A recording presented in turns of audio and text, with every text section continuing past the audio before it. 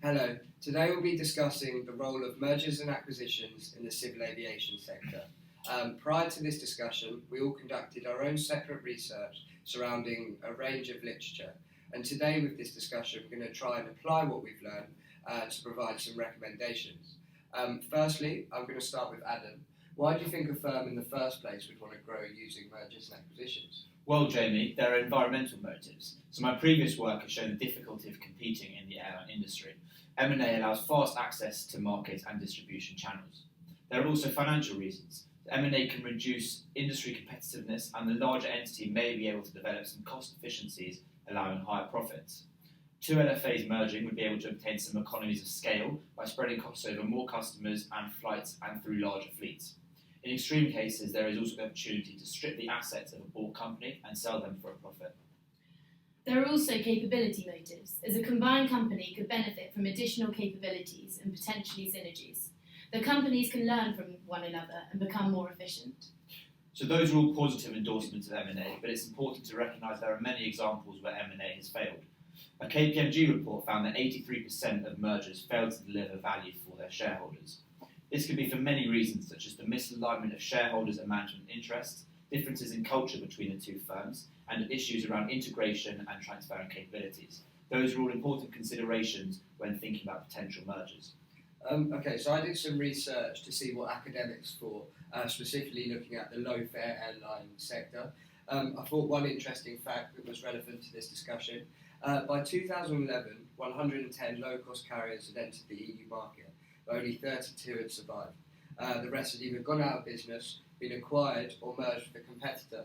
Now, to me, this highlighted that the LFA sector specifically was in the maturing stage of its industry life cycle and that further consolidation would be expected.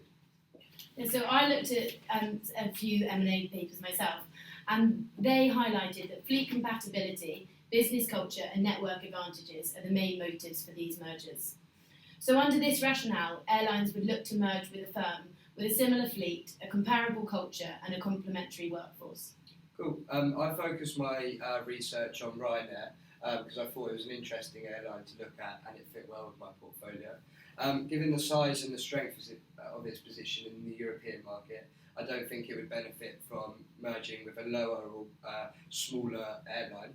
But in the long term, the airline could benefit with a merger with like a long-haul airline, a legacy airline such as Aer Lingus. It also has similar institutional context. The merger would give Ryanair access to resources and expertise needed to start such long-haul operations. And this is especially important if the short-haul market got saturated, which would obviously reduce the sustainability of its competitive advantage. Yeah, so that could be good for Ryanair shareholders by potentially increasing their profitability, but it could have negative effects on other stakeholders, such as the passengers, due to potential monopoly power over routes. So I think it's probably quite unlikely that the European Commission would agree to this merger. I've also done some research into other potential mergers. So EasyJet have a really strong motivation to grow through a merger, as despite being the second largest low-cost carrier in Europe, they've not managed to secure a high market share in many of the markets outside Northern and Central Europe. The acquisition of a local leader could considerably strengthen its position. There are reasons why EasyJet and Vueling have strong merger potential, as they have similar brand position and business models, and they also operate the same fleet of Airbus A320. All of these would facilitate smooth integration.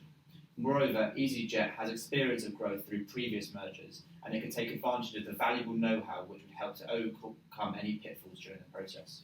But what about other forms of growth? Could we consider a joint venture?